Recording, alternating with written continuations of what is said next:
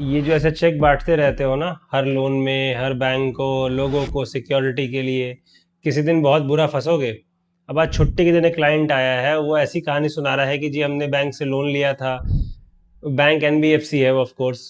उसको उसके collection agent ने हमसे कैश में पैसे वापस ले लिए हैं और चेक हमारा मिसयूज कर लिया जो हमने सिक्योरिटी में दिया है। तो भाई अगर तुमने कभी किसी को चेक दिया है और वो बाउंस हो जाता है, तो तुम्हें क्या करना चाहिए और क्या नहीं करना चाहिए वो बिल्कुल अच्छे तरीके से समझ लो। ये वीडियो नंबर 3 है सीरीज का, what to do and what not to do.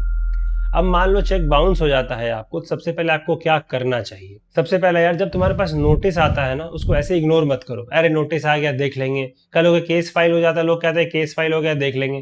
भाई वो कैसे भी अपनी सर्विस कंप्लीट कराएगा, तुम्हारे अगेंस्ट में अगर एक्स पार्टे हो गया तो कल हो के तुम्हारा एक्स पार्टे चैलेंज तक नहीं हो पाएगा। इतने बुरे फंसोगे तुम उसमें। दूसरा, अपने लॉयर्स को सही रखो। मतलब ये नहीं कि आज की हियरिंग में ये वकील, अगले हियरिंग में दूसरा, तो अगले हियरिंग में तीसरा। लोग सोचते हैं कि छोड़ो यार, ये सस्ता कुछ जुगाड़ ढूंढ लेते हैं और काम करा लेते हैं। भाई तुम्हारी पूरी डिफेंस की स्ट्रैटेजी बेस्ड है उस पर।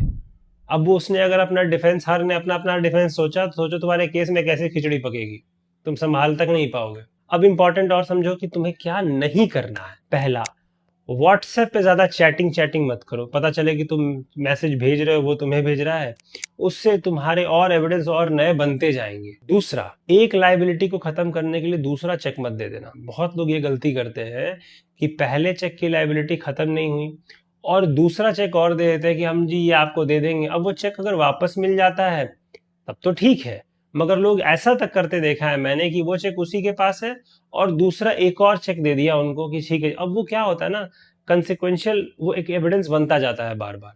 ठीक है। और लास्ट पॉइंट है यार कि सेटलमेंट कभी भी ओरल मत करो, हमेशा रिटर्न सेटलमेंट करो। क्यों? क्योंकि कभी भी अगर ओरल सेटलमेंट होता है, उसको कल होके प्रूफ करना बहुत मुश्किल है।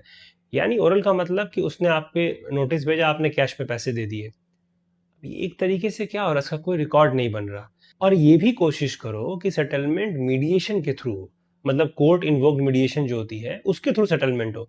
उससे फायदा क्या होता है, once and for all case खत्म हो जाता है।